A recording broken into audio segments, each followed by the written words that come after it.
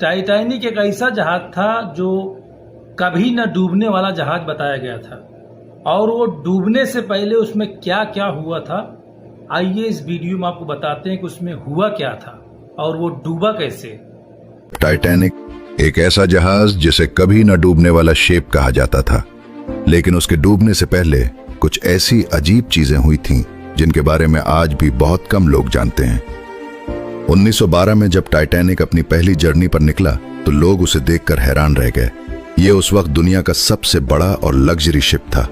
इसके अंदर swimming pool, gym, grand staircase, expensive restaurants और हर वो चीज मौजूद थी जो उस जमाने में सिर्फ अमीर लोग अफोर्ड कर सकते थे। लोग टाइटैनिक को देखकर कहते थे ये शिप कभी नहीं डूब सकता, लेकिन शायद समंदर को ये बात पसंद नहीं आई। 14 अप्रैल की रात समंदर अजीब तौर पर बिल्कुल खामोश था। एक्सपर्ट्स कहते हैं उस रात पानी इतना स्मूथ था कि आइसबर्ग की वेव्स भी नजर नहीं आ रही थीं। इसी वजह से क्रू को आइसबर्ग बहुत देर से नजर आया और यहां से शुरू हुई हिस्ट्री की सबसे टेरिफाइंग ट्रेजेडी। लुकआउट गार्ड ने अचानक चलाया, आइसबर्ग राइट अहेड। क्रू ने फौरन शिप मोड़ने की पूरी कोशिश की, लेकिन टाइटैनिक बहुत स्पीड में था। सिर्फ चंद सेकंड्स बाद जायंट आइसबर्ग शिप से टकरा गया। टकराने की आवाज बहुत हल्की थी।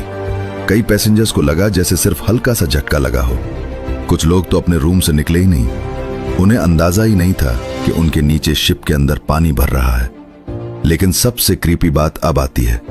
टाइटैनिक के बाइनोकुलर्स लॉकर में बंद थे और जिस क्रू मेंबर के पास लॉकर की की थी उसे आखिरी मोमेंट पर शिप से रिप्लेस कर दिया गया। इसीलिए लुकआउट गार्ड्स बगैर बाइनोकुलर्स के आइसबर्ग ढूंढ रहे थे।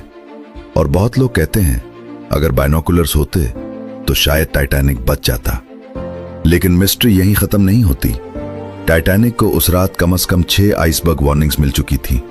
दूसरे शिप्स मुसलसल मैसेजेस भेज रहे थे कि आगे डेंजरस आइस फील्ड्स मौजूद हैं, लेकिन फिर भी टाइटैनिक ने स्पीड कम नहीं की। क्यों?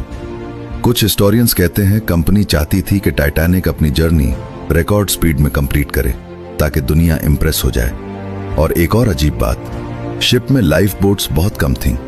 टाइटैनिक में हजारों पैसेंजर्स थे, लेकिन रेस्क्यू बोट्स सिर्फ आधे लोगों के लिए थीं, क्योंकि डिजाइनर्स को लगता था टाइटैनिक कभी नहीं डूबेगा।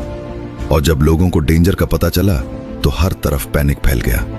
अंधेरा, ठंडा पानी, लोगों की चीखें और धीरे धीरे टाइटैनिक समंदर में गायब होने लगा।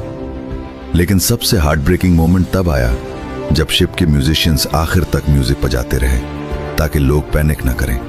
और फिर 2 घंटे 40 मिनट्स के अंदर टाइटैनिक पूरी तरह समंदर के